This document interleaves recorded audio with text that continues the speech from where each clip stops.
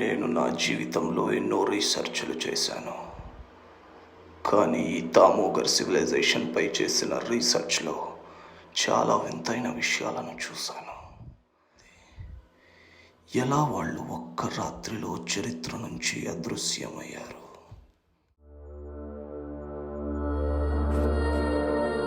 నేను అరవింద్ సాగర్ ఈ రీసెర్చ్ని ఇంకా అబ్జర్వ్ చేసి ఇక్కడి నుంచి దీన్ని ముందుకు తీసుకెళ్తాను.